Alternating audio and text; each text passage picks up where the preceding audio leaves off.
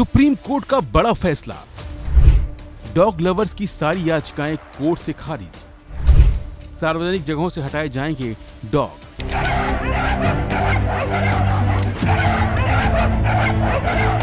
जी हां, supreme court ने dog feeders को बड़ा झटका देते हुए उनकी सभी याचिकाएं खारिज कर दी हैं। सुप्रीम कोर्ट ने मंगलवार को अपने नवंबर 2025 के उस आदेश में बदलाव करने से इनकार कर दिया जिसमें अस्पतालों, स्कूलों, कॉलेजों, बस स्टेशनों और रेलवे स्टेशनों जैसे सार्वजनिक स्थानों और जगहों से आवारा कुत्तों को हटाने का निर्देश दिया गया था।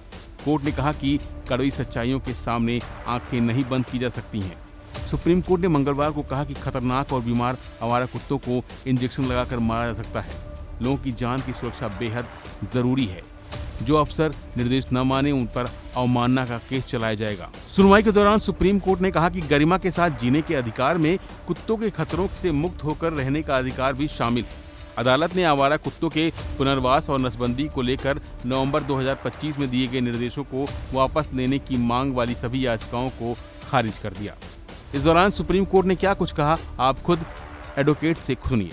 डॉग्स का मैटर है, उसमें एक बहुत ही इंपॉर्टेंट जजमेंट आया है जो न्यायपालिका का एक बहुत ही अच्छा कदम है, बहुत अच्छा जजमेंट है। मेनली जजमेंट को 3 पार्ट्स में बांटा गया है।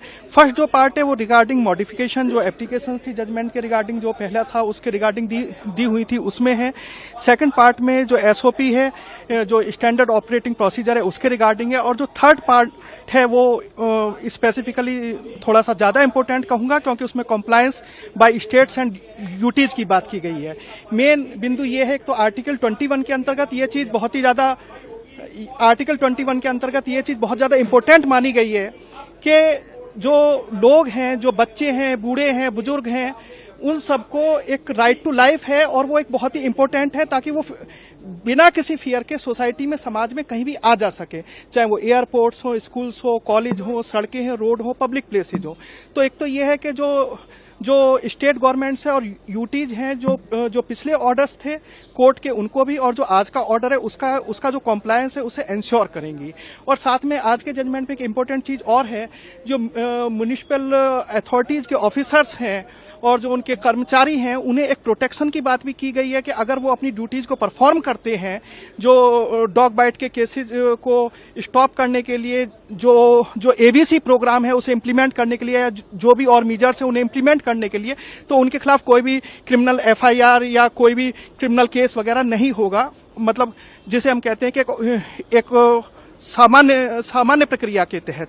और बाकी जो आज के जजमेंट की कॉपी है वो जब पूरी अपलोड हो जाएगी तो उसके बाद आपको डिटेल्ड बिंदु हम बताएं। का जो प्रॉब्लम है उसको कोर्ट ने कैसे रिकॉग्नाइज किया है और क्या आदेश अथॉरिटीज को? हाँ, मैं आपको बताऊं, मैंने आपको स्टार्टिंग में ही बताया कि आर्टिकल 21 के अंतर्गत जो राइट टू लाइफ है उसे एक इम्पोर्टेंट फंडामेंटल राइट मानते हुए ये चीज इंश्योर करने की कोशिश की गई है, जिसमें आज के जजमेंट में आप लोगों ने सुना भी होगा कि देश के अलग अलग हिस्सों में ये बताया गया कि कहाँ कितने डॉग बाइट के केसेज हुए हैं। इवन पिछले साल में भी कई लाख केसेज डॉग बाइट के हुए हैं और इस साल भी आप अलग अलग डिस्ट्रिक्ट में जाएंगे तो कई डिस्ट्रिक्ट में थाउजेंड्स ऑफ केसेज हैं, हंड्रेड्स ऑफ केसेज हैं डॉग बाइट के।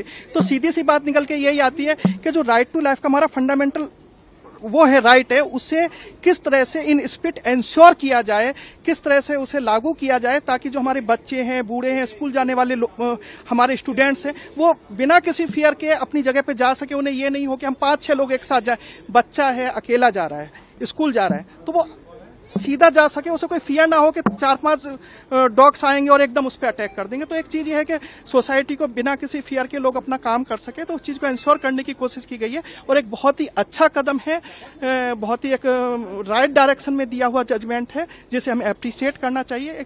अथॉरिटीज को क्या डायरेक्शन के बारे में भी कहा है, डॉग्स को यूथनेसिया देने? हाँ, वो जो एबीसी प्रोग्राम है उसे इम्प्लीमेंट करने की बात की गई और जितने भी मेजर्स थे जो आपने पुराने जजमेंट में जो 7/11 का था और जो अगस्त वाला था जजमेंट, तो उन जजमेंट्स में जो वो है मेजर्स उन्हें भी इम्प्लीमेंट करने की बात की गई। आज के में भी कुछ हैं जो जब पूरा जजमेंट अपलोड हो जाएगा तो उसमें आप लोग भी देखें। कहा है कि क्या इम्प्लीमेंट नहीं हुआ एबीसी रूल्स, उसको कैसे वो भी मैं आपको बिल्कुल क्लियर कर देता हूं कि एबीसी प्रोग्राम 2001 के बाद से ये था कि बहुत अच्छी तरह से इम्प्लीमेंट होना चाहिए, लेकिन 2 डिकेड होने के बाद भी जब इसे एक कहीं ना कहीं हम ये भी कह सकते हैं, चाहे उसमें राज्य सरकारें रही हो या म्युनिसिपल अथॉरिटीज रही हो या जो भी इम्प्लीमेंटिंग अथॉरिटीज थी, वो ठीक से उस प्रोग्राम को इम्प्लीमेंट नहीं कर पाई, तभी कहीं ना कहीं इतनी बड़ी प्रॉब्लम आज लोगों के सामने आके खड़ी हुई है।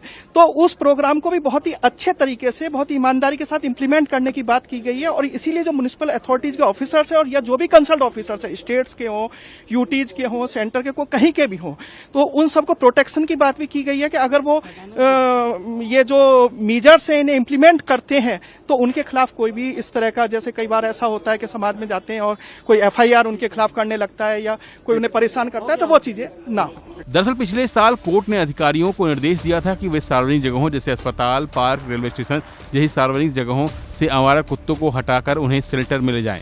कोर्ट ने फैसला सुनाया कि इन कुत्तों को एक बार नसबंदी हो जाने के बाद वापस उन्हीं इलाकों में नहीं छोड़ा जा सकता जहां वो मिले थे। कोर्ट ने सार्वजनिक जगहों पर कुत्तों को खाना खिलाने पर भी रोक लगा दी थी, सिवाय उन जगहों के जो इसके लिए तय की गई थी। अदालत का फैसला आने के बाद डॉग लवर्स और जानवरों के अधिकारों के लिए काम करने वाले NGO ने इस आदेश को वापस लेने के लिए याचिकाएं दायर की थी। इनमें से कई याचिकाओं पर सुनवाई करने के बाद कोर्ट ने जनवरी में अपना फैसला सुरक्षित रख लिया था। फिलहाल के लिए बस इतना ही। बाकी अपडेट के लिए बने रहिए वन इंडिया हिंदी के साथ। Subscribe to One India and never miss an update.